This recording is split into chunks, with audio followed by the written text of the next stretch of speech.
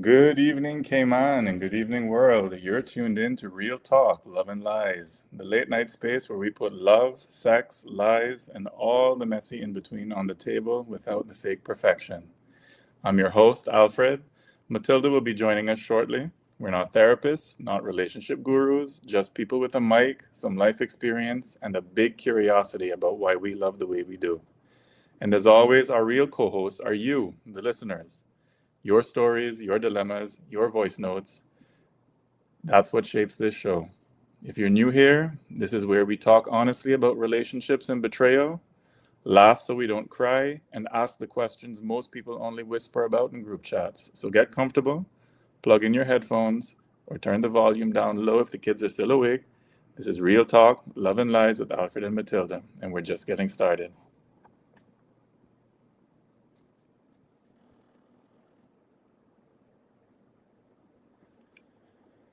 All right. Tonight on Real Talk, Love and Lies, we stayed life after cheating. On a tiny island where everybody knows everybody's business, what does it really look like to stay and rebuild after betrayal? We're talking trust, triggers, gossip, and whether love can honestly survive the receipts, the screenshots, and the side comments it fosters. Before we dive into tonight's topic, I wanted to take a moment to acknowledge the last episode we did on side pieces last week.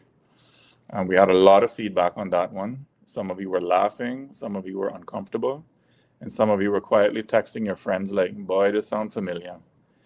We weren't just talking about side chicks and side men for the gossip. We were really talking about patterns, how we normalize cheating, how we justify it, how we hide it on a tiny island where nothing ever really stays secret.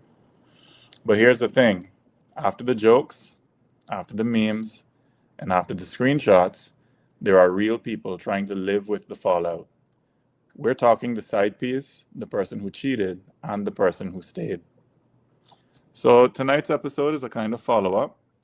If the last show was about the side situation, this one is about what happens when the dust settles and you decide, we're going to try and work through this. No judgment here. I'm not here to tell you to leave or to stay. Whether you left, stayed, or you are the side piece, I'm here to talk to you about what it actually takes to stay. So tonight, we're talking about we stayed, life after cheating, rebuilding trust after betrayal, especially on a tiny island that's 8 miles wide and full of cousins. We'll be right back. Just one moment, having a bit of technical difficulty.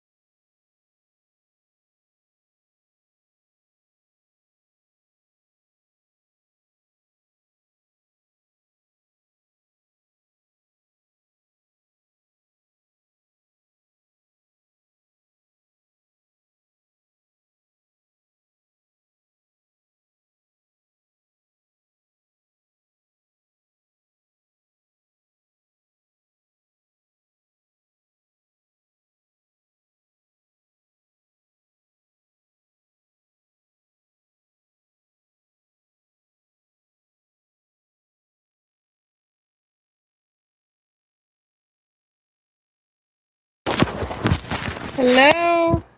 Good night. Hi. Hi, can you hear me, Um, Tilda? I can hear you. I can hear you now. We're live. I think we are. I do I'm believe so we are. sorry. Listen, man, I nearly break my neck on the way home. This- but I did not break the speed limit, or at least that's what we say in public radio. and Okay. television and all them things. You know, I'm a law-abiding citizen, so I made it home nice and safe. Good, good, good. How So you yeah, doing? I'm doing okay. I was just introducing the show. Um, I was talking about our last piece on side pieces and just kind of getting it to segue into our talk tonight about, what happens for those who stay after cheating. Mm-hmm. Mm-hmm. So sorry, folks, we're having a bit of difficulty. One moment.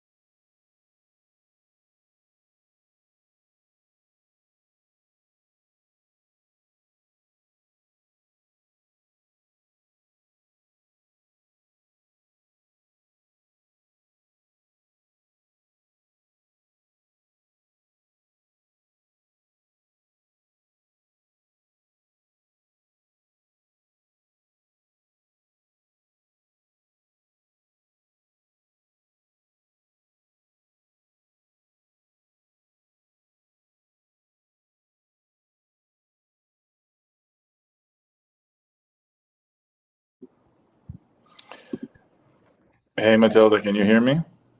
Yeah, I can hear you loud and clear. Okay. We're just having a bit of technical difficulty trying to see if we're streaming.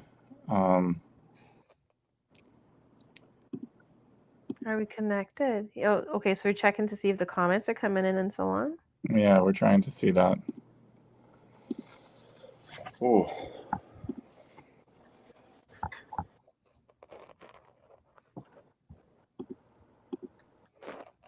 I'll tell you what. I'm gonna check and see if we're on Facebook. yeah, please do. Let's check that. I'm gonna go on mute for a bit.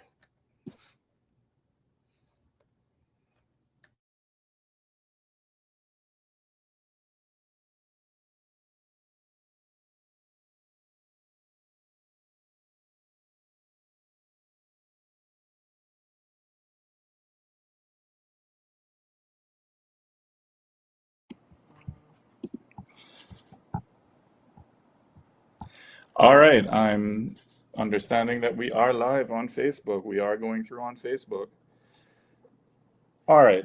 Um, Okay, good. We're live and we can be heard. Thank you so much. We got some feedback coming in. Thank you. Thank you. All right. All right, So, folks. Side pieces. You're recapping what we did. I well, think we yeah, got in a little bit of trouble.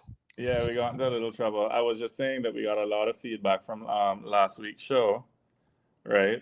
And I was saying that, after all of the jokes and after all the memes, there are real people trying to live with the fallout. So tonight's episode is going to be a follow up on that one where we're talking about those who choose to stay after cheating, right? So, uh, first, before we move forward, uh, I'm sorry, folks, we're just having a bit of technical difficulty. Do bear with us. Uh, just a quick disclaimer, what we say here on Real Talk Love and Lies, we are not therapists or lawyers, and nothing on this show is professional advice. We're here for honest conversation and entertainment. Please don't take anything said tonight as a substitute for counseling, legal help, medical care, and do remember all stories are shared respectfully, and any resemblance to real people is purely coincidental, unless it's you feeling called out. So, Zelda, talk to me. Mm-hmm. All right, yeah. Why do people cheat? You see, I don't know. I'm not a cheater, so I don't really know. But I imagine that people cheat when they are not getting needs met within a relationship. I also imagine that people will cheat whenever they're I don't know. I've heard it said that there are men who cheat because they're feeling belittled within their relationship. I've also heard it said that there are people who will cheat because they are accustomed to it, and this is what their lives look like, their history, their family history is kind of like that. So I imagine that there's lots of reasons. Lots of reasons. But I Okay. don't know. What do you think? Like, what have you collected from the Marl Road? Um, I mean, people cheat for myriad reasons. We're gonna go into some of those reasons too, but I wanted to first be clear. I want to be clear with everybody that's listening that, cheating is always a choice. The person who cheated owns 100% of the decision to lie, to sneak, to cross the line. Mm-hmm. So I don't want anyone listening to think that we're blaming the person who was cheated on. But I do like to say that even the relationship though is what is shared, right? Mm-hmm. Um, sorry. We say hi. We see Connie Lynn saying good night. Hi, Connie. Hello, Tisha. We got everybody here Mm. tonight. We've got folks coming in that we're so excited to have you be part of this conversation because people people just cheat because they're born a cheater. I don't know. Is it that you're born a cheater? There are people that have shocked me that have cheated that I did not expect to see it, and there are others who actually got into relationships after being serial cheaters and then they lock themselves down and say, okay, this is it, I'm in. I don't know, I feel like they're different places. There's almost like a I sometimes think that cheating is when you're bad, like you're raised a certain way, or if you're traumatized, like there's some form of trauma that is involved in your making a decision to cheat. And don't get me wrong, it doesn't excuse the behavior because I completely agree with you. Cheating is a choice. But I sometimes um, question what drives a person to cheat and hurt the person that they're supposed to be closest to rather than leave. You see, I'm a serial leaver. I'm somebody that will walk out, no problem. Serial lever, really? I'm a serial leaver. I'm a runner. I am the runaway. I So I don't know, I don't understand the cheating in the same way. Like I don't know why you endure it. But then again, I don't have kids to worry about. So well, when that's a reason to stay. That's one of the reasons I see people, choosing to stay. Oh, I stay in for the kids. I just want, like, as I was saying, the person who cheats is the one who owns 100% of the decision to cross the line. But, the relationship is what is shared, right?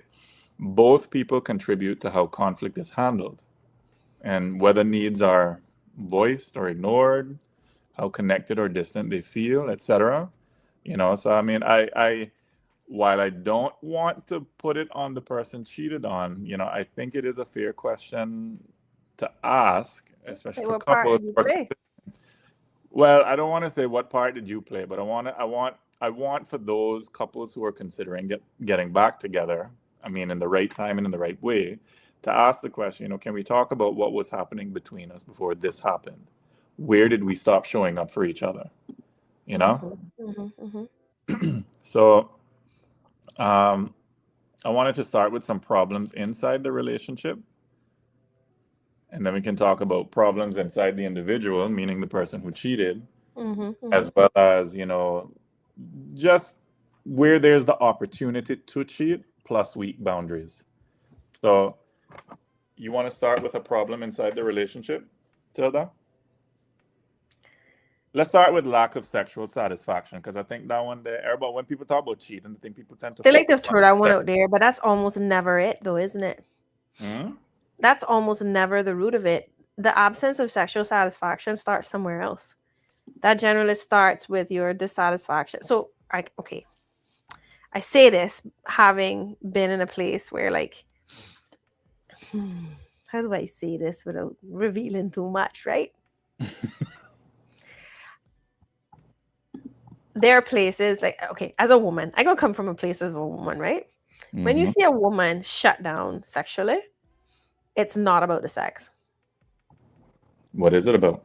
It's about psychological safety. It is about whether or not if you get to the place where you just don't want a man to lay his hand on your body, or a woman, depending on what relationship you're in, I just can't bear the thought of them laying their hand on my body. Then you know that that's not about the sex alone. You know that that is like, as he's calling Lindsay, I'm a track star relationship runner. Me and you, girl, we gonna compete. But there's a that is not about the sex. That is about not feeling safe, not feeling respected, or feeling like you're carrying the entire load. I know I have been in instances where like that shuts down for me because I feel like I'm the only adult in a relationship, or I feel like I will shut down if I feel as though I'm not being heard, if I feel as though I'm being bulldozed over in something. Like there's certain things that a woman needs to feel psychologically safe in Mm-hmm. order for her to not shut down sexually, right? Yeah, but as a man now, I have to jump in, right? As a man, Hmm. right? And I don't mean to mansplain or whatever, right? No, it's fine. But for men, sex is something that's really important, right? Hmm. And I mean, it's not just about the actual act itself. It's how men connect with their partners, right? Hmm. Um, and when I'm talking about lack of sexual satisfaction, I'm not just talking about you know not having sex at all, or long periods where no sex is involved. I mean, there Hmm. could be a big mismatch in the sex drive. Wants it. The man wants it more than the other person does it, right? Yeah, yeah. Uh-huh. Maybe sex feels mechanical or Hmm. boring or one-sided, or maybe there's some sort of kink or curiosity that isn't explored, or maybe they're openly shamed for it. And as a man, they might look for somebody else who's willing to explore that side of them, that curiosity with them, that his partner might not want to do. What do you have to say about that? I think you're hitting a point that is important. Like who do you how do you have to feel in order to feel like you are available for sex, right? Mhm. Like how do you have to feel in order to feel available for sex?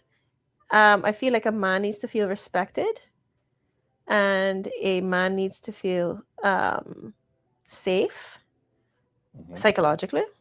I feel like a man needs to not feel belittled in order to be open to, and this is just based on like discussions I've had about this in the past, but and I and I say that based on what has been said to me, because obviously I don't know how a man feels.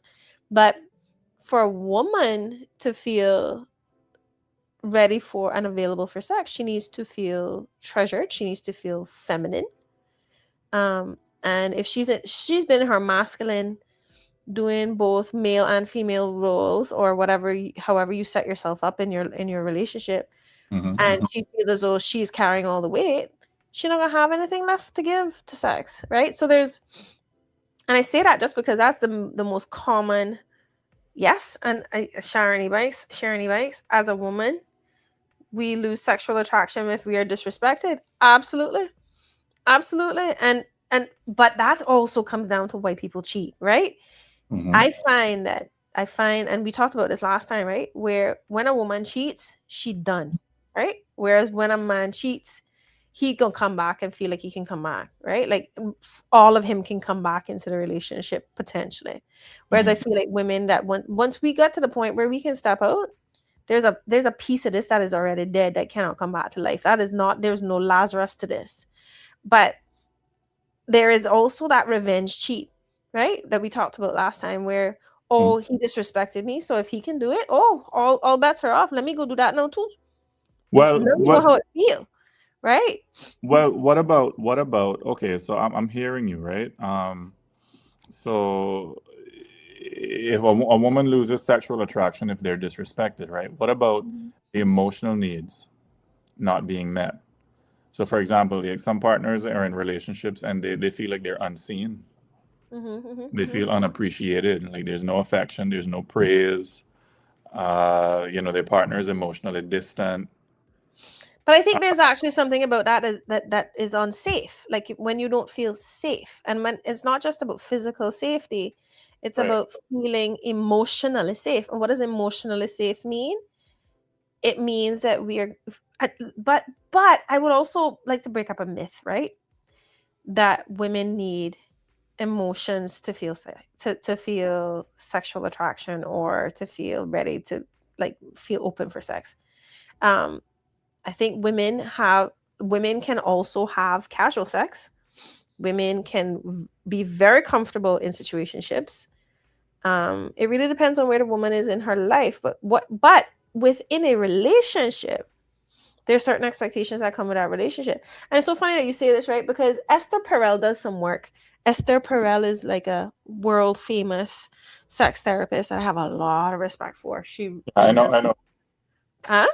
Yeah, I'm familiar with her work. She wrote a book. What was it called? The Mating in Cap. Mating in captivity. Yeah, yeah, And so she talks about the emotional need and intimacy being like, so you meet the need for intimacy with connection and emotional sharing and vulnerability.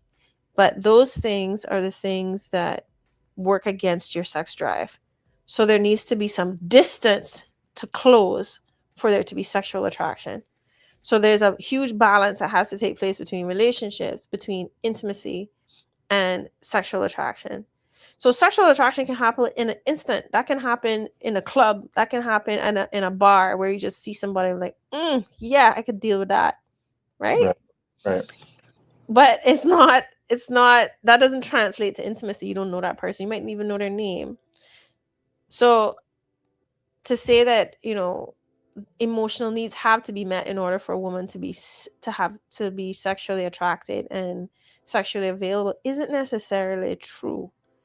Well, The minimum is she needs to feel safe. I wasn't talking necessarily for, women. I was just saying in general because I know for men, right? I mean, a lot of for men, we're always told, I'll hear women say of their man, right? Oh, well, he doesn't open up. Oh, well, he doesn't tell me, how he's feeling. I can never tell what he's thinking. Babe, why don't you open up? Why don't you think? But then when he does and he makes himself vulnerable, he is pretty much shut down. Be a man. Nobody wants to hear that. And, for a lot of men, I mean, they express their emotional needs differently. But for a lot of men who go out and cheat, a lot of them have said that they feel unloved. Mm-hmm. They don't feel like they're appreciated. They feel like their partner just shuts them down. There's no affection. The little things that he does around the house, there's no praise. There's a little kindness, and you know, um, maybe Yeah, he meets I can see somebody that. else. Maybe he meets somebody else who he that notices those little things. Oh, you're so helpful. You're so thoughtful. You're so this and you're so that, right? Because I'm talking now about the factors that create now the greater likelihood that cheating is going to take place. And we're talking about both men and women, right? I have a question for you. But before you go to your question, I actually don't want to. I want to simplify what you just said. I think that something that is said too little in relationships is thank you. uh, There is too little gratitude that is shared in relationships, and I think that's true for men, and I think that's true for women. right, The acknowledgement of what your partner is bringing to the table right. is the lack of that can lead to people feeling invisible, and then you want to hide your body, like your body then does not become you don't want it to be available. But I don't want to spend too much time on the why we cheat piece, because we covered a lot of that last week, and it was a lot of fun, and we talked about it and we laughed about it, to be Really, honest. But you think so? I don't think we did enough. But yeah, well, I mean, this could be a whole cheater show for the rest of your life if you keep no, going at it, but no, depending on no, how deep you want to go. no, man, no, man. I hear what you're saying. I don't want to talk about one more reason why we cheat. I mean, we could sit here and talk all night, like you said, right? What do you think about the opportunity and weak boundaries? Because I don't think that there's any one reason why people cheat. I think it's a number of ducks that line up, and when they all line up, the greater likelihood. So if you have, for Okay. instance, that lack of emotional support, Mhm. right? And then the person who cheats, let's say within the cheater, right? They're dealing with things like low self-esteem, validation seeking. Maybe they have difficulty with self-control and impulsivity. Mhm. There can be a certain degree of entitlement and narcissism and fear of intimacy and addiction and immaturity and poor relation, all that good stuff, right? Mhm. Mhm. It can't happen if the opportunity isn't there and if boundaries aren't strong enough. So For instance, you have that coworker that you spend a lot of long hours together. You always hear about this thing about work wife and work husband, right? Mm-hmm, mm-hmm. And all of a sudden now y'all are close and y'all are talking about these things. Maybe you travel for work, you're going to hotels and conferences, and they have that sort of understanding. Oh, Oh nobody, God, don't become paranoid now. that kind of thing. No, but it's a real thing. You have that proximity, you have that temptation, plus you have all of these issues in your relationship at home. So now you're with somebody, and now there are weak boundaries with others. So now talking turns into heavy flirting. Then you all start sharing deep personal problems with somebody who's outside your relationship. Then little advances are made, and you're not shutting it down. You're enjoying the attention, and then to add on top of that, things like you have sexting and OnlyFans, and then you have the secret social media accounts, the burner phones. Oh no, no, no, no. Now we're going to right now. Let's come back to the let's pull this back to the opportunity and the boundaries. There's a word that you didn't say that I was waiting for you to say, and that is limits. You say that. Well, there you go. Okay, hear me out. So there's a difference between a boundary and a limit. Talk to me. Educate us. A boundary is something that you set that you do not allow others to cross. Mm. So call out your outer limit. Your boundary is like your like the walls of your house, right? Your limits are the lines that you won't cross. So people have a difference between boundaries and limits.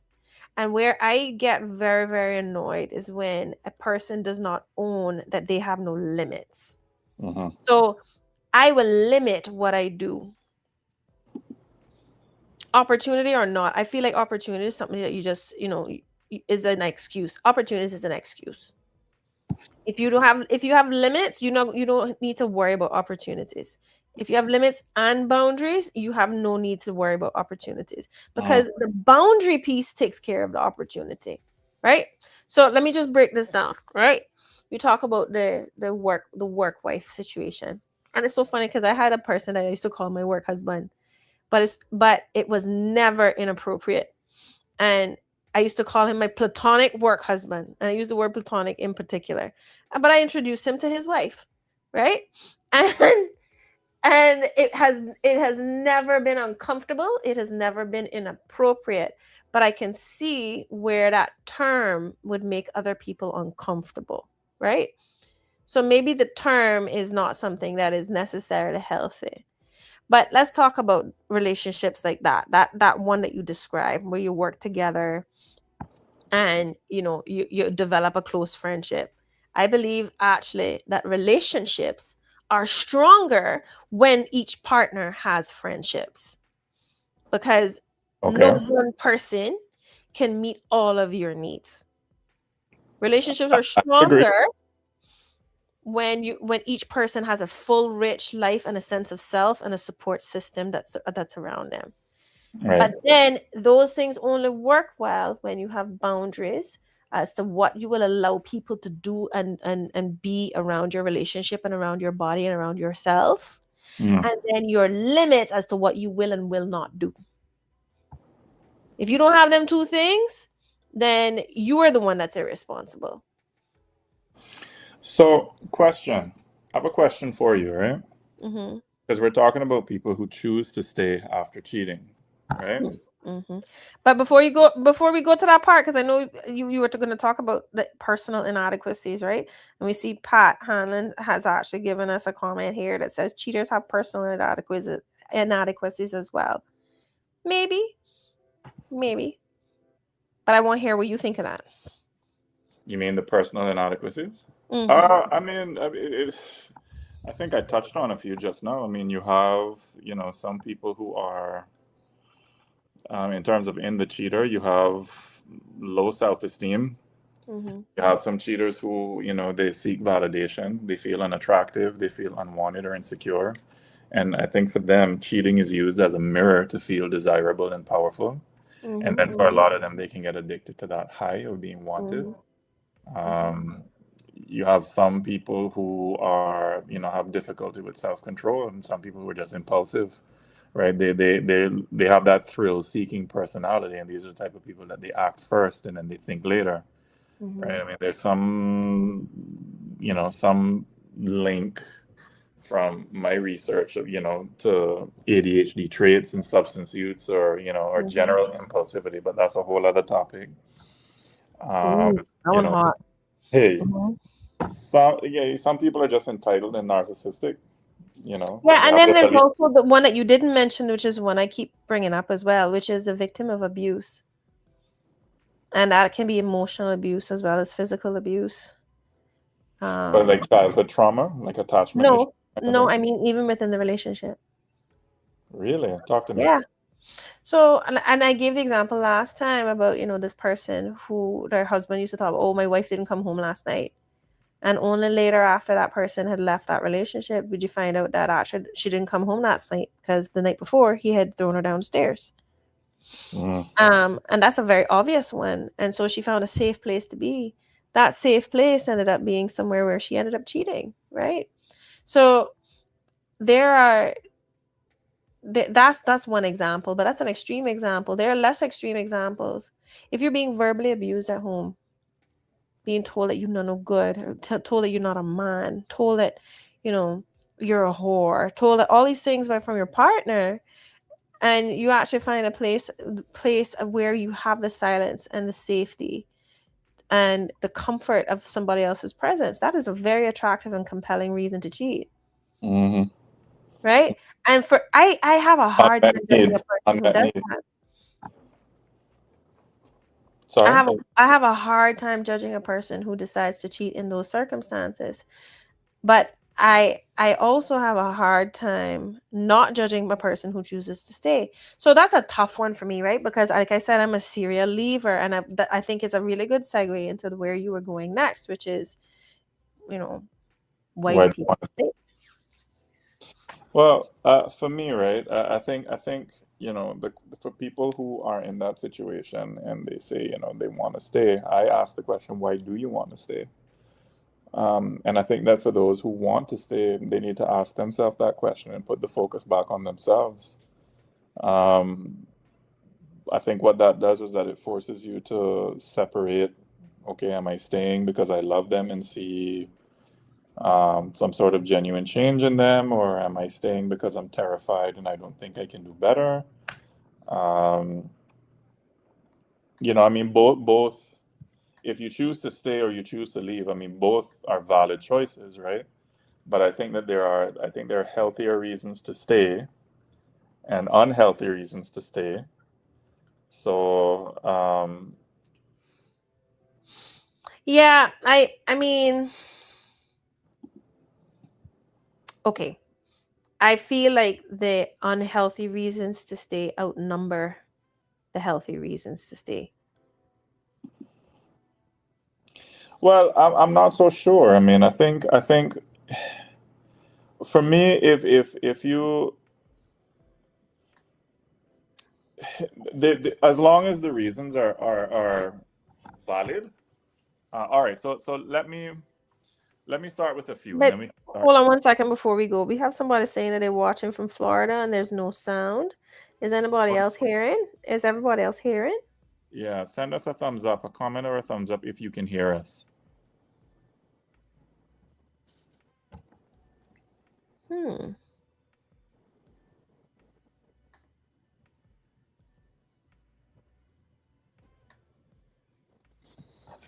That's what happened when Auntie Sandy dips out, we get into trouble.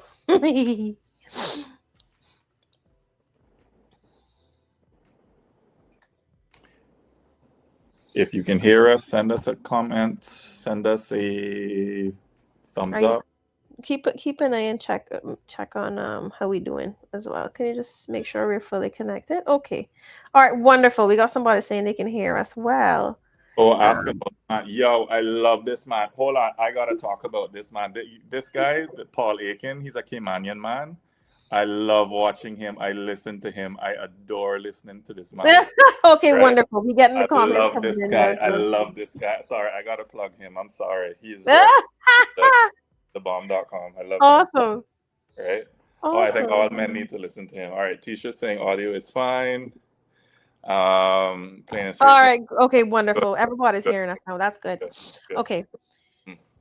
So we got a little distracted. We were talking about the reason. I said that there was All right, no, more unhealthy reasons to stay than there are healthy ones. well, I I think, feel I feel like there's only like a very, very, very narrow instance after infidelity where staying is healthy. well, for me, in my view, right? I mean, Hmm. after cheating, people tend to beat themselves up with the question, am I stupid for staying or am I cold for leaving, right? And here, for me, there are valid reasons to stay and try again, and there are valid reasons to leave and protect your peace. The real question is, are you making your choice from love and clarity, or are you making it from fear, shame, and pressure? So if you'll allow me, right, I think if there's genuine love and a history worth fighting for, so you are remembering the times when the relationship was safe, it was loving, it was supportive. Um, you're not just addicted to chaos. You actually have a solid foundation before, Hmm. and you still see your partner as more than the person who cheated, quote unquote. I think those are only valid if they show remorse, a pattern of change, and consistency, right? I'm not talking about people who, like you mentioned in the last show, been with somebody for 6 months. There's a whole double life. We're talking about maybe this was an indiscretion that happened for a very short period of time, or maybe it only happened once.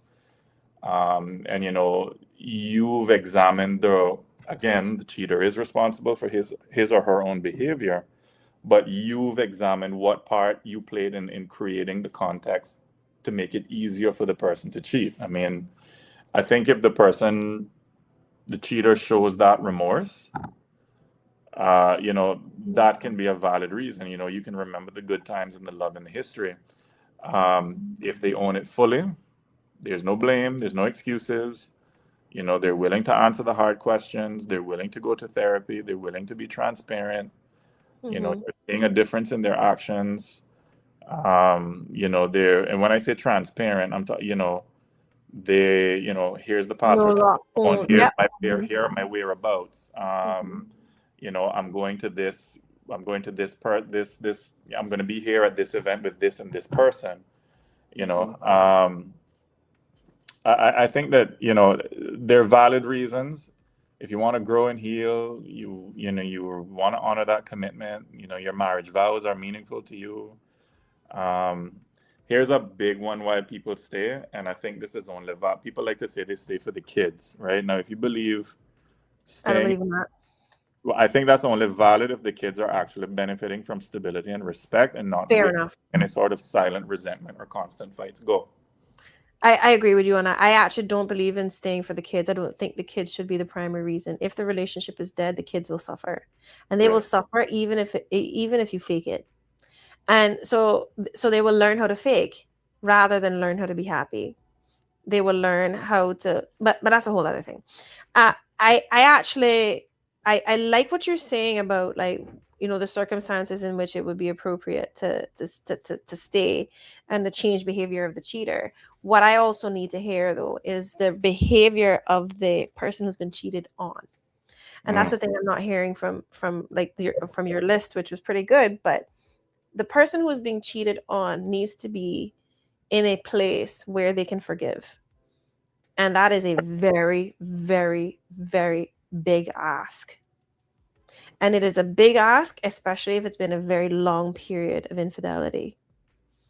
And not only is it a big ask for the cheater to ask the other person, but the person themselves to ask of themselves. So I've seen this attempted by several people, and in particular women who have taken back a partner who has been unfaithful, and they find that they can't actually do it, and it's okay. I always say, listen, it's okay. I completely understand. There's a very, very slim way, slim margin of possibility, right? A very slim margin of possibility where you are going to be okay with staying in this, because what that person is battling is the feeling that there is a shame that comes with having been cheated on, and I have been cheated on, right? And that shame can can can turn outward. It can turn inward and then outward, right? So you're dealing with having been cheated on. Even though you don't deserve the shame necessarily of having been cheated on, you internalize it. And then what happens is you will either punish that person or punish yourself for continuing to tolerate what is happening or for being with the person. So if you are in a place where you cannot truly forgive, let go, and find yourself empowered, this is not a healthy place for you to stay. So it's not just about the cheater staying, it's about them staying with the cheater and whether they can cope with it. Because it then becomes a cycle of punishment. It can become a cycle of punishment. And I've seen the villain hand the baton over to the person who was the victim, and that victim then becomes the villain because then they become the abusive partner, or Mm. they ramp up the abuse, or they get on with some serious toxic behavior. And so I hear what you're saying about, there needs to be full transparency, but then full transparency can also like end up putting you in a place where it's full control, and control is, in my mind, in a relationship is never healthy. So Fair. I don't know that I could do it. I be honest with you, I don't know that I could do it. Somebody cheating on me, that ended that. Boom. Because I know that I am a vicious woman when it comes to these things. I will punish you for the rest of your life if you're in my space. So it's Mm. best that we just separate. Right. And I think that is even more important when you have kids, because the children are watching that viciousness show up within the relationship. And so I mean, I have some feelings around this one because, and I think it comes back to this, right? We're not victim blaming someone when you say that they may have a part to play in why their partner cheated. But it exists. It's a possibility that you have both been responsible for creating the relationship. Well, And you are going to carry it as shame anyway. So why not also look for responsibility and the things that you do have control over, the things that you can fix, the things that you can work on. And in my case, I'm not sticking around to work on it with you. I'm gonna work on it with somebody else. well, I mean, I hear what you're saying, and I mean I mean, that's true too. I mean, it's not just about the cheater wanting to Mhm. get back together. I mean, it's the cheated on doing what's also good for their own mental health, right? Yeah. And their physical health, because as you said, if it's a case of abuse, I mean, I don't Hmm. think it's ever good to go back to a person who cheated on you and you're being abused, and that's whether it's physical, emotional, verbal, that sort of thing. Um, I am conscious of the time, and I kind of wanted Hmm. to get to some of the questions because we do have some questions that came in. Ooh. Yes, we have quite a few questions that came in, some little dilemmas. This is what Ooh. Real Talk, Love, and Lies is all about. So I'm going to add it to the stage so everybody can read. I'm going to give you first dibs. We have quite a few, so if we can keep it brief. So our first comment came in tonight. It said, "My partner cheated last year. He was honest when I caught him, cut off the other woman, went to counseling, and he really has changed. I decided to stay. The problem is my family can't stand him now. Every Sunday lunch is a side-eye festival. They keep telling me I'm stupid for staying. I love my family, but I also still love him. Am I wrong for trying to make it work when everyone else has already canceled him?" What do you say? Mm, that none of their business. That's my first point. This is where boundaries and limits come in. Hmm. Because now your family is encouraging you to take up the villain stick. If your Hmm. partner cheated and he was honest, he cut off the person, which is what you spoke to, which is change behavior, went to counseling, which is really, really like, listen, well done. I mean, I don't know who your partner is, etc., but I listen, man, I am so proud of people who choose to go to counseling and acknowledge, because that is not a counseling is not something that is culturally easy for many of us to walk into, especially our men. So the Hmm. fact that he went to counseling, big, big kudos. Okay. Excellent. That right there to me is like, okay, This is possible. You have clearly forgiven him. This is where your boundaries come in. This is where your boundaries around what you allow other people to do around your relationship come in. You Mm, love your family, you still love him. Time to put people back in their place where they belong if you're going to give this a shot. mm, And it's not their business to be able to tell you what to do. Because and it's hard, it's hard to love somebody and see them go through this and you want to give them advice. Like I have friends that I'm like, oh, for Christ's sake, just leave him, please. But that never works. It doesn't work. And not only does it not work, that person will not see it because now you put something in their space that they're going to resist. They're going to spend more time resisting you and proving you wrong rather than paying attention to the things they need to see in their own relationship. This is my message to the families. Mind your business. mhm. Yeah, I mean, I think a practical step to the person who sent in the question, thank you for the question, is have a calm conversation with your family. Maybe start off with one or two key people, not the whole committee, and you say Oh, yeah. something to the effect of, I hear that you're hurt and you're worried about me. I'm choosing to stay for now and see if this new behavior is real. I need your support, or at least your respect, even if you don't agree. And to the partner who cheated, they have to understand that rebuilding trust with you is step one. Rebuilding respect with the family now is step two, and that now is going to take time and consistency. Um, so I'd just say to the questioner, you're not wrong for trying as long as you're not abandoning yourself in the process. Mm-hmm, mm-hmm, So, all mm-hmm. right, have And one another. more piece before you get to that, though. One more piece is that that partner never has to go and rebuild with the family either. That's a bonus. That's a choice that you get to make. It depends on how important that is to you, Mm, because he only in a relationship with you. Anyway, go ahead. Sorry. All the best to that person, though, and all the best to you guys, because you sound like you're doing the work. So well done for doing the work. Hopefully it pays off. we have another one. Ooh, this one is good. Ooh. I can read it. Yeah, I cheated first in an emotional way. Lots of messages, flirting, one kiss. Months later, he found out, and then he had a full-on physical affair with someone else. Now we want to try again, but we both keep throwing it in each other's faces. Are we just toxic together? Is there any point in trying? I can give you the you go first on this one.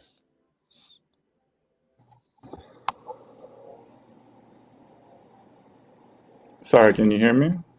I can hear you. Sorry. Yeah. I want you to go first on this one. Um, so here's the thing, right? I mean, both of you have broken trust, right? It doesn't automatically mean that you're doomed. It just means that the work now is double. So, a few honest questions I'd ask both of you. Number one, are you both willing to stop using the past as a weapon in every argument? Two, can each of you say, without a but, because we love to use but, can each of you say, I was wrong for what I did? Mm. Three, are you prepared to build new rules together about boundaries, phones, friendships, social media? If the answer is yes, then it's not about who cheated worse, Mm-hmm. about whether you can build something healthier than what you had before. Because if every argument becomes, oh, well, you cheated too, I mean, you're not really rebuilding anything. You're just sharing a very expensive, very emotional boxing ring. So, Mm-hmm. no, I wouldn't say that you're automatically toxic, but you will be if you keep choosing point scoring over healing. So, at some point, you both have to decide, are we here to punish each other or to actually fix this? What's your take? I think that is an excellent set of points. I have this image of the point scoring and the boxing ring because yeah, it is only tit for tat at this point, and I can just imagine the arguments are, yeah, but you actually went out and slept with someone. I only kissed someone. It Uh, doesn't matter. I think you were right. You have both broken trust. End of story. uh-huh. Both of you have broken trust. Now, one has more consequences to the other, perhaps, but that does not change, like, what the damage that has been done to the relationship has been done by both. But I actually have one thing to add to this, which is that if you are not willing to never bring the cheating up again, if you get to the point where you are willing to take any future mention of what happened off the table, are you going to come out of that cycle? And it might take you some work to get there, but you need to want to get there.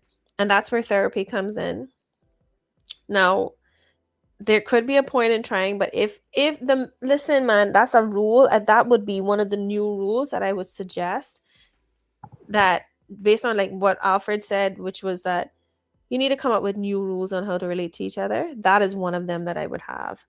If Yes. you find yourself tempted to bring up this past thing again and you Mm-hmm. don't handle your temptation and it goes as far as to it come up again, then this can't continue because it's just going to be the continuation of the cycle.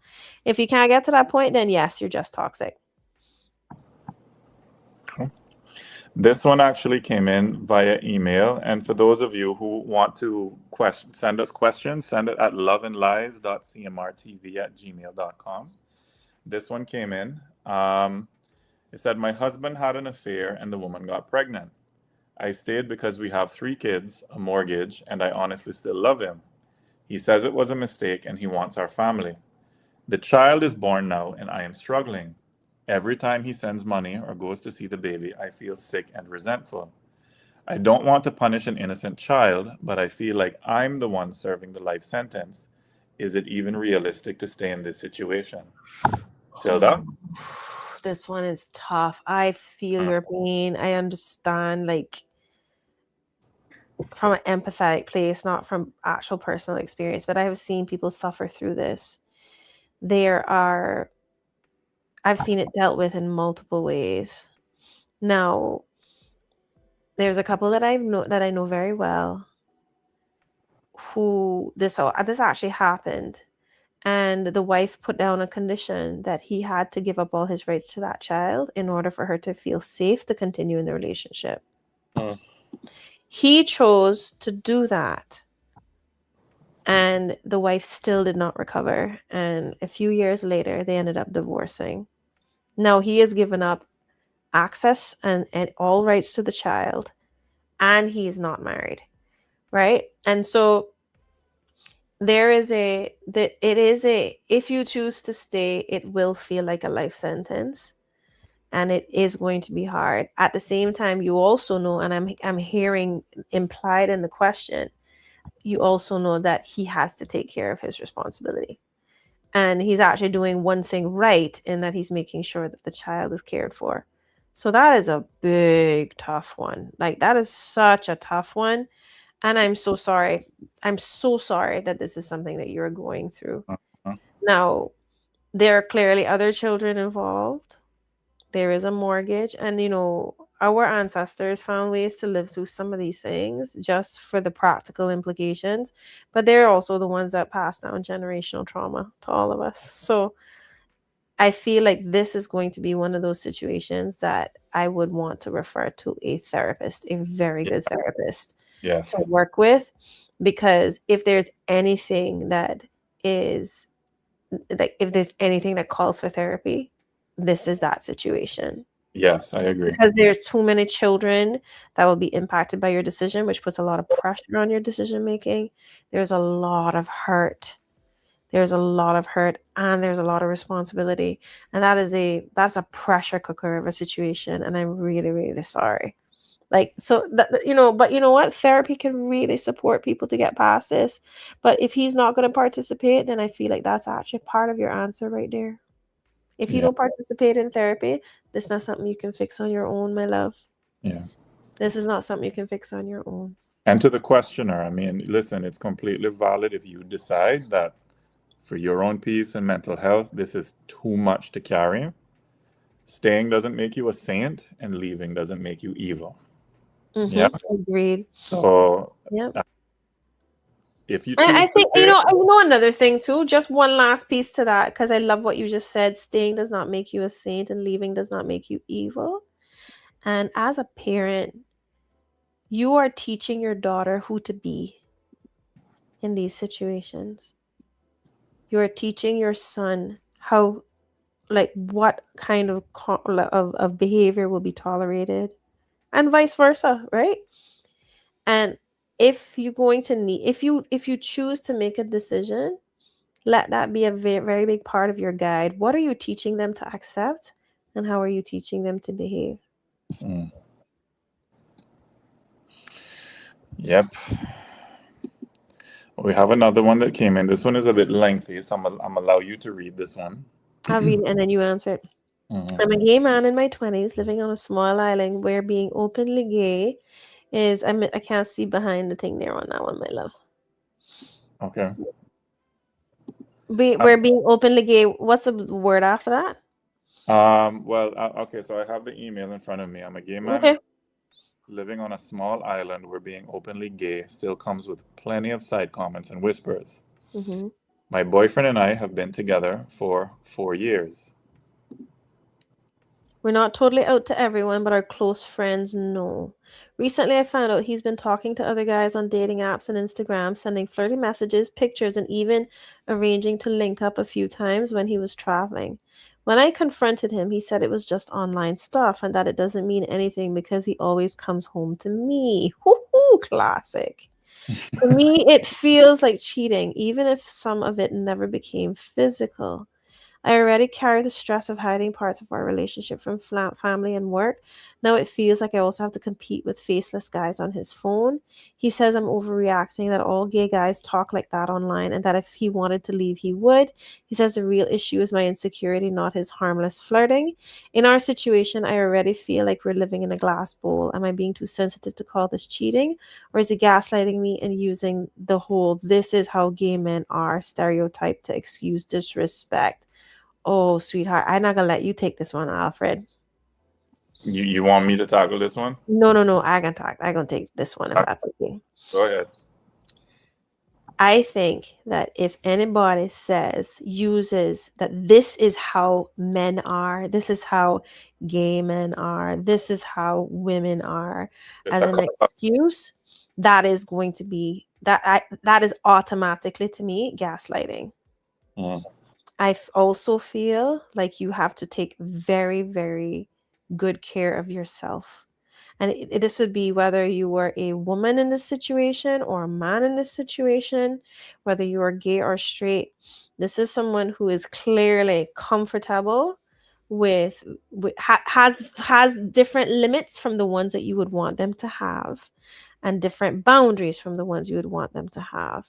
Those limits and those boundaries have physical consequences, as well as the mental and the emotional that you're currently experiencing. You need to be safe. You need to be safe. You need to be physically safe. That sounds like promiscuity to me. And even if it's just emotional promiscuity, of flirty messages, pictures, and arranging to link up, no, darling, that is full on infidelity. And that's what you're dealing with. That's what you're dealing with there. Don't, I would say, just quit. Stop lying to yourself. Stop lying to yourself and come off it. Come off it, my love. And please take care of yourself. I also wanted to say something that um I know that this is a, I've heard this said by many gay men that I know, that came on is so small, and it's, it's openly gay is very, being openly gay is very different, and there's so few of us. And I would say to you, as a straight woman listening to other straight women say, oh, there are no men, that's what it sounds like to me. That's what that sounds like to me.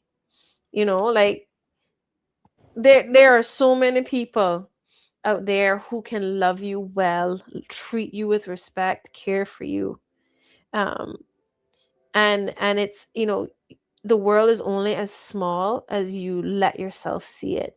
So my invitation to you would be to wrap yourself in your dignity and your courage, and open yourself up to the possibility that there is going to be someone out there for you that's going to treat you with respect and with your boundaries and your limits. Yeah. Aliano says, no, sir. I go and sleep, CMR. Good night. Bless you. Thank you for coming. Yeah, thank you for that. Listen, I just want to say to everybody, look, this show is an inclusive program. We're not discriminating against anybody here. Whoever wants to write in, whoever has, this is about real talk, love and lies. Love is for everybody. So just putting that out there. Um, Mm-hmm. this show, You this, don't this gotta like it, but nobody not asking you participate in it, so we good. exactly. But That's this all is, right. while we talk about this, we also kind of like the mind your business show. A mess. A mess. But yeah, I mean, if I could just say something to that last message, yeah, if you are, you can have a conversation with him, because to me it sounds like you want a monogamous, emotionally safe relationship. Mm-hmm. And based on your question, it seems like he wants the benefits of a boyfriend and the ego boost of other men online. And right there, that's a clash of values. So if monogamy is you need to ask him, if monogamy is not what you want, then we need to be honest about that, instead of you doing this whole open relationship behavior in a closed relationship, right? Mm-hmm. Let him know you feel disrespected, you feel unsafe when he carries on these conversations, right? Mm-hmm. um, and watch how he responds. If he hears you and he takes it seriously and he's willing to delete the apps and set clear boundaries and rebuild trust, that's one story.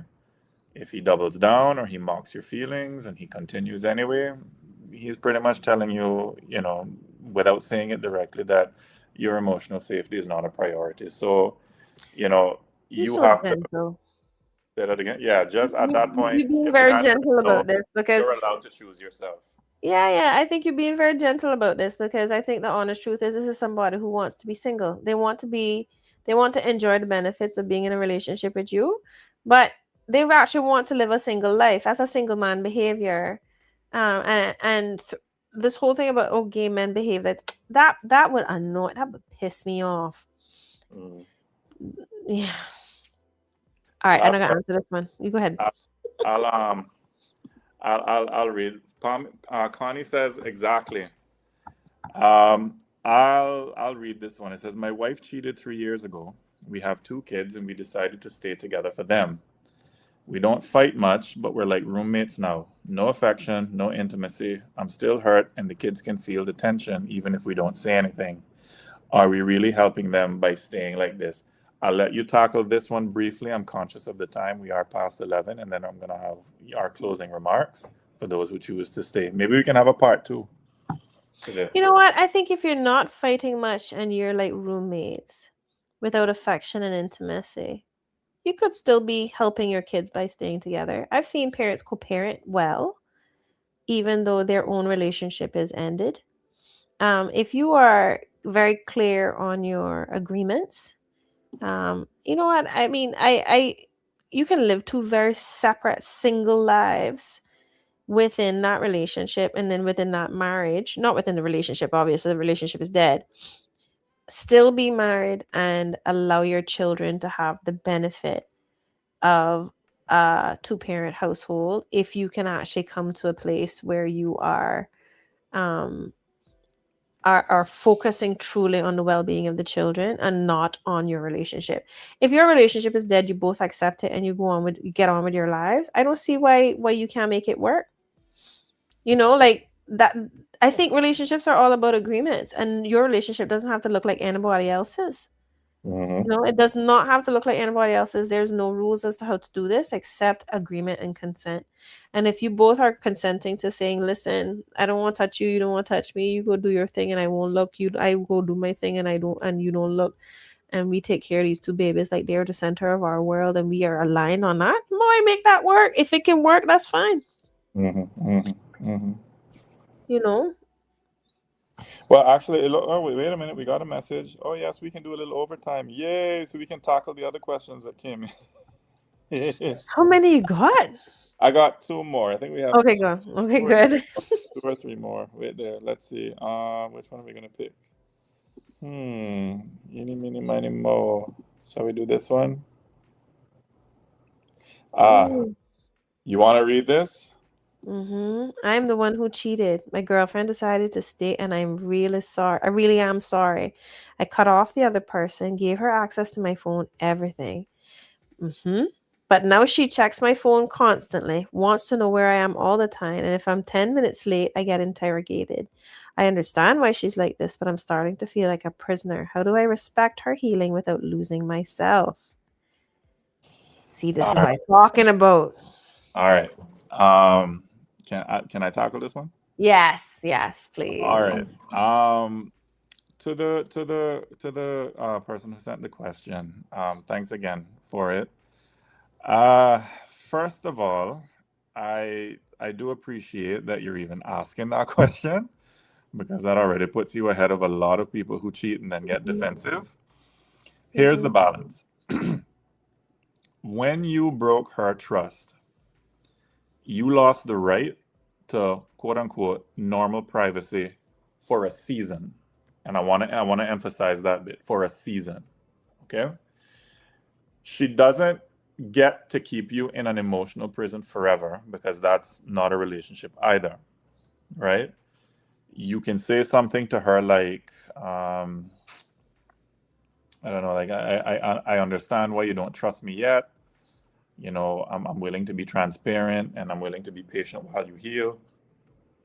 Can we also talk about, like how we slowly rebuild normal life again?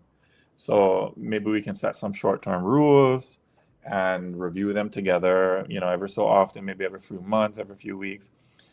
I think for your situation, questioner, is the key word here is process. If she feels like you understand her fear, she's more likely to eventually loosen the grip, right? And because she is the one who was cheated on, I mean, you have to be patient with her. I feel, in my opinion. If, however, after a good amount of time and a good amount of effort, there's no movement at all, and you're constantly being punished and you're insulted, and at that point, the problem is no longer about your cheating, right? It's about whether the relationship can transform or if you both are stuck in, this permanent victim monster scribble. Well, you did this and you did this, and what about the time you did this and you did this and you did this to me? And I mean, that's not healthy either. That's living in a prison. So for now, my answer to you would be lean all the way into empathy and consistency. Show with your behavior that you're not just sorry, you are safe, but do have that conversation with her to say, set some short-term rules and review them together every period. What do you say to that, Tilda? I think that's actually very good advice. That's really open-minded and clear advice. I also want to commend the person for saying, like, how do I respect her healing without losing myself? This is why I keep saying that it's hard to do this, and it is a very, very, very slim possibility of a relationship after infidelity being successful. Now, you are clearly doing the work, right? But this is exactly what I was talking about, where the person who cheated then hands over the villain baton to the person who now is responding to the cheating with control, Mm, right? And control, and that can actually spiral because that control can drive that other person to feel so unsafe in their relationship that they cheat again. Or, oh well, I already been punished for the rest of my life anyway, I might as well just cheat again. I'm already being punished for it, right? So uh-huh. there is a I remember hearing someone, I apologized to somebody years ago for something that happened, and they said to me, um while I know that karma will deal with you, I also have to be mindful that in my response, karma will also deal with me. Mm-hmm. It was such a classy response. I was like, well, that she told me, right? And I feel like this is This is an action and then a reaction, but both of those things are actions and they're both performed by actors within this, right? When I say actors, I mean agents of you know people who are acting, not like performing, but action, right? Mm. So I have it that be mindful, keep an eye on it. If this becomes a new part of her personality as a result of the hurt, then this is now you're dealing with a person who has a control issue. Mhm. But if what Alfred says is right, and this is, a season, and the season gives a sign of passing, then you have some you have some hope to look forward to. That means that you can recover. I would also I would also this also tells me that not everything is on the table. Because if somebody's responding to this out of control, there's still things that are doubting in in that person's mind that they're clamping down on. So I Mhm. have it that this is where therapy is really, really good. So in therapy, you're gonna have to lay everything out on the table. If you're gonna be really properly engaging in therapy, all of the things that are unsaid right now are going to be able to be said in a controlled environment with a professional to guide you. And I highly recommend it. Highly Mhm. recommend it because that balance needs to be struck, or you're going to be driven crazy, or you're going to be continue to be punished. And I've seen this turn really, really, really ugly in relationships in the past with other people. So just be mindful that you're not you are not the only person responsible for how this goes going forward, even though you are the person responsible to clean up the part that you played in breaking it. Connie says, "Is it love or infatuation?" What do you say? In this particular instance, is what love or infatuation? Tell me. Oh, I'm assuming she's talking about the situation. The girlfriend decided to stay. Or Connie, were you talking in general, like people who choose to stay after cheating? Is it love or infatuation? Oh, no, that would make sense to me. Like, was the cheating based on love or was it based on infatuation? Well, I guess the show is about those who choose to stay after infidelity, so or cheating. So I mean, I'm assuming, like Connie can clarify whether she's talking about those who choose to stay. Oh, she clarified. She says this situation. So this situation Mm-hmm. that we got up here, Mm-hmm. Mm-hmm. is love or infatuation? Yeah. What do you say? I don't know. I mean, only they can really say. All right. Well, Connie, why don't you tell us what you think it is, whether it's love or infatuation? Can you think you can tackle one more scenario and then we do closing remarks? Yeah. Okay. All right. It says my boyfriend cheated 3 times. I've forgiven him more times than I want to admit. I don't trust him at all now. The problem is I live in his apartment. He helps with my bills, and I don't really have savings. I feel stuck. I want to leave, but I'm scared I can't make it on my own. What do I do?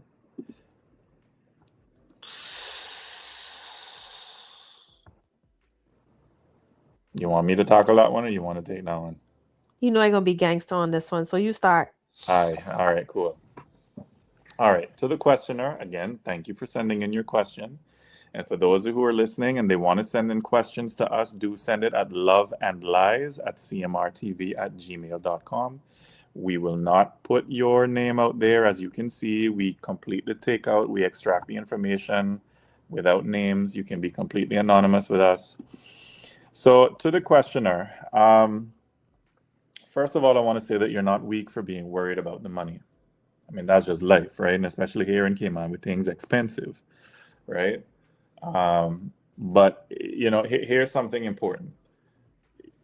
My I always heard my mother and my grandmother talk about, women being financially independent, maintaining their own financial independence, so that not that if they, not to kind of lord it over the man, but in case something happens that they can leave, Mhm. if they so choose. The more financially dependent you are on someone who keeps betraying you, the less free you're going to feel to choose what's best for you. So I think instead of thinking, do I leave or stay right now? I need you to start thinking, how do I build my options? So here are some practical steps. I think number one, you can start putting aside any money you can, even if it's a small amount.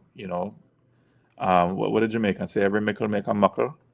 Mm-hmm. And in the Eastern Caribbean, they say one dirty bill down. Or So one every one cocoa fill basket. one cocoa fill basket, right? So start putting aside any money that you can, right? And then look at ways that you can increase your income. So whether that's, getting extra hours, or you want to get a little side gig, or maybe you need to do some training. And, perhaps you can talk to, I don't know, maybe some trusted friends or family.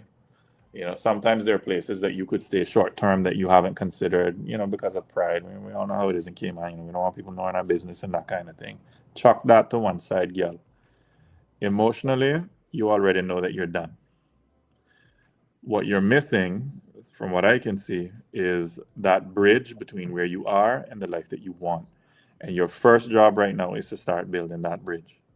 And you don't have to announce anything tonight, but I'd love for you to ask yourself, um, if I keep living like this or in this situation for another 5 years, how am I going to feel about myself?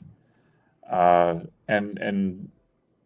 did she say that she had any children? No, doesn't say she has any children. No, Mm-mm, mm-mm, just said if you have any children, remember that you're also like Tilda said earlier. You're setting example for any children that you have, your daughter, potential daughters and sons. I don't know, mm-hmm, mm-hmm. but let that answer, if you can keep living like this for another 5 years, how you'll feel about yourself. Let that answer be the fire underneath your planning. Go, Tilda, your turn. You see, I would answer exactly as you answered, but in reverse. The first thing is, the first thing I would have said is, I just that part, I have forgiven him more times than I want to admit. Sweetheart, I know how I feel. You forget, and mine hasn't been about infidelity necessarily, but I know exactly what you mean. You every time you forgive, you lose a piece of yourself, and every time you forgive, particularly since it's happened multiple times, it make you feel like you, boy, how was I so stupid as to do this, right? And we beat up on ourselves, and this is not me calling you stupid. This is just understanding the harm that we do to ourselves when we make repeat decisions that harm us, right? So now we're starting to create a channel in our brain. We're hardwiring in our brain that this is something, this is a part of who we are, and this is what we do because that's what repetition does. Repetition wires these things into our personality. So my priority would be in this case to get out. Now, does that mean that you're already relying on someone who is unreliable to you? Mm, Is unreliable to protect you because this whole sleeping around business is not safe to your body. Condoms only go so far, and you know there are a lot of men that don't like them. So protecting yourself and your physical safety would be my number one priority, as well as your emotional safety. So you're already relying on somebody who's unreliable. I'm sure you have friends. I'm sure you have coworkers. I'm sure you have family members. And it is time to gather your support system around you and dip. Then you move into the place where you are making the steps, the long-term steps to make sure you don't find yourself in this position again. So mhm, getting yourself out of, and don't make no mistake, this is dangerous. This is dangerous. STDs are a dangerous thing. They're still killing people. yeah, Okay? boy. This is a dangerous thing. And I'm not even including the other women or other men or whoever it is that he's involved in that could become a danger to you because you never really know who he mixing up with, right? Mhm. This is a dangerous situation. You get yourself out of danger first, then you make the long-term moves that you need to make, which is when you start to build yourself, make sure that you are financially finding a way to support yourself. making sure that but the first thing is to get immediately out. You're already dependent, depend on somebody more reliable. Mm-hmm. Depend on somebody more reliable to take you out of a dangerous situation. Mm-hmm. I mean, in my instant, if this was me, I'd be calling up my brother and say, can I just crash on your sofa for a bit or your spare room? I'd be calling my mother and say, can I take my room back for a couple months? Right? Like until I find a plan. But in the interim, get yourself out of the danger. Mm-hmm. Yep. Well, I think that's gonna be it for our questions for that. I kind of feel like what Connie suggested. We're gonna Two, need a three, part four. two Yeah. and a four, and we're just Mm-mm. gonna turn it into people calling. But listen, we're here for it. Send us your dilemmas. Send us your. We're gonna try our best to just talk about it, advise you as best we can. Again, we're not therapists. We are not counselors, and if you're in any kind of sort of dangerous situation you need to get out of, do seek help from the professionals. We have police. Go and seek help from family, refuge at your families. That sort of, Friends. Yeah. Mm-hmm. right, yeah, make use of those resources. Um, any closing remarks from you, Tilda? I think my closing remarks would be that all of these discussions that we're having really People who choose hinge. to stay, Sorry? to the people who choose to stay within the ambit of. Yeah, yeah. My closing remark is really around consent. All that we're talking about in these relationships is consent. Your relationship should really be focused on what you consent to, and that is your limits and your boundaries. You're just a reminder that your limits are what you will and will not do, that line that you yourself will not cross, and the boundary is the line that you will not allow others to cross. Oh, So making sure that you are consenting and aligning in within your relationship on those things is critical. And we haven't even talked about open relationships yet, because this stuff that we're talking about here is where actually somebody's getting hurt because they've not consented to this, and that's the critical piece. They have not consented to being one of multiples, right? And thank you, Connie, for the compliment. We've enjoyed yes, doing this show. yeah, So that's my last piece. Like, we're all, we are engaging in relationships as adults. We are growing as people every day with our experiences. We get to consent to what we grow into and who we are becoming. And these are things that are critical to our process. So this has been a real pleasure to talk about, even though it kind of a sour conversation. It can be a sour topic. I actually really enjoy it because I'm also very open minded. Um, and then the last piece I have is, like, if you're unsafe, please make sure your safety is your priority, and don't convince yourself that you're safe, because we do that yes, a lot too. yes, yes. That's all from me. Well,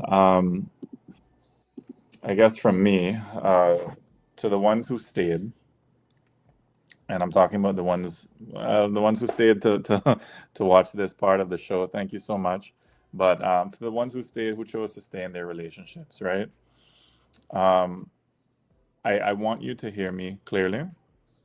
You could be listening to us right now in the bed next to the person who cheated. Maybe you're in your car pretending everything is fine while the two of you drive home from somebody else's house. Oh, by the way, you talk about the open relationship thing. What do you feel about that being one of our upcoming Oh topics? yes, I read it. We gonna touch that. Oh, we gonna touch that. Mm-hmm. That's gonna be a hot one. Mm. Right? Or maybe you're alone, and they don't even know how close you came to leaving. Right? I want you to hear me and hear me clearly. You're not stupid for staying. You're not weak for staying. You're not less than because you chose to stay. Mm-hmm. You made a decision from where you were, with what you had, and with a heart that still loved. That only makes you human. That doesn't make you weak, that makes you human.